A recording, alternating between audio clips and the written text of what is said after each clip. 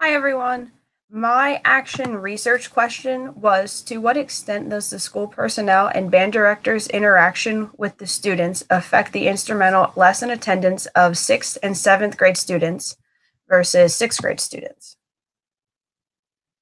So what I did was I took the lesson attendance in my middle school band between the 6th and 7th grade students and compared them.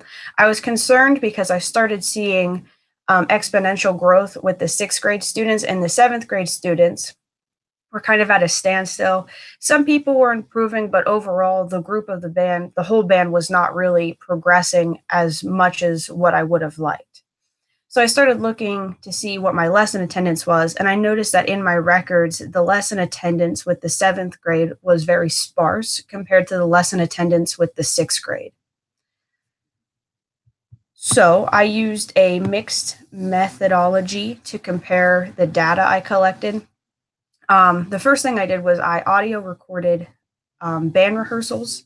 I recorded several, but I transcribed 4 6th grade rehearsals and 4 7th grade rehearsals. And I wrote down things that I said.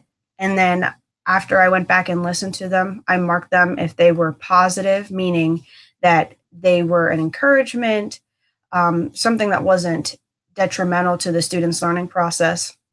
Negative, which would be like sarcastic comments or not as encouraging. Neutral comments that didn't really fit into either positive or negative, but were not detrimental to the student. And then also I added in a directive column.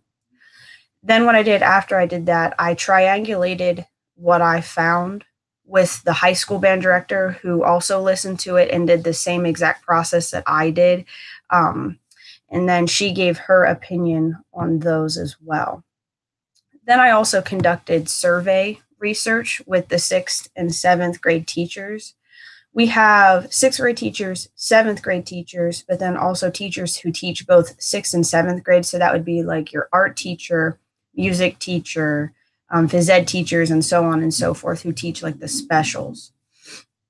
And they returned their data, and then I compiled all of that into graphs as well. And then lastly, I took that lesson attendance record that I use every marking period, and then I compiled all of that information to give me a general idea of the average lesson that the 6th grade students were attending, and then the 7th grade students were attending.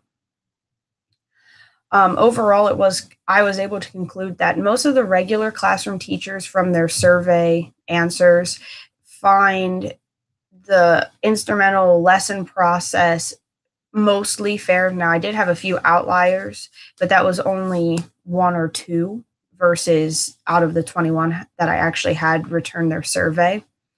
The biggest things that stood out to me with their responses were that the lesson schedule is fair to most of them, and that the student body and teachers do have an influencing effect on band participation, lesson attendance, and that type of thing.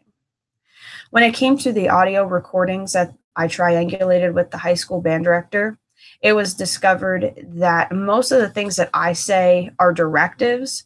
Now, typically they are positive in nature, but there's always a compliment given with, all right, now let's work on this. So a directive to try to improve something.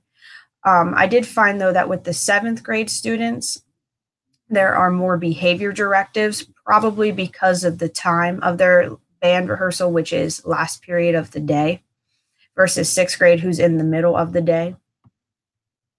And then with the lesson attendance, after doing the averaging of all of that, overall, the 6th grade band students attend 5 out of their 7 lessons, which is acceptable to me because I take their top 5 highest grades. So they attended the minimum needed to get a good grade in band. And then the 7th grade students only were attending about 4 lessons per marking period, which is obviously below average because they were still missing that one lesson then.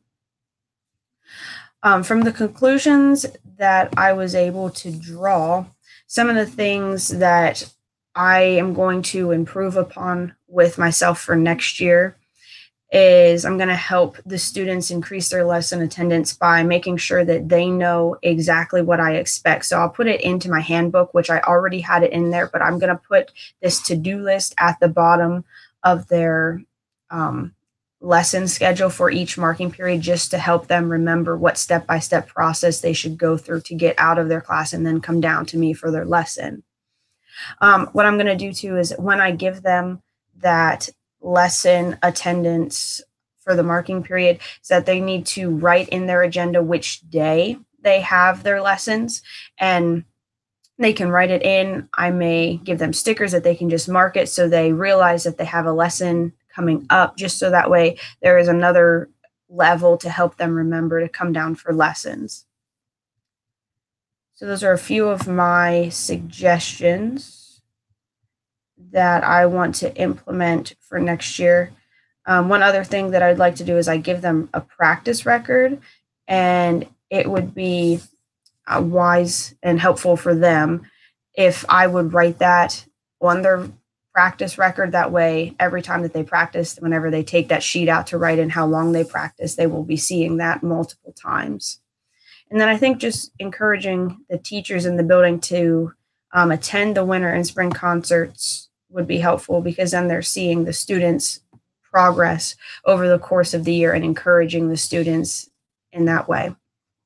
Some future action research projects that I would like to continue with would be interviewing students, teachers, and parents about the instrumental music lesson process.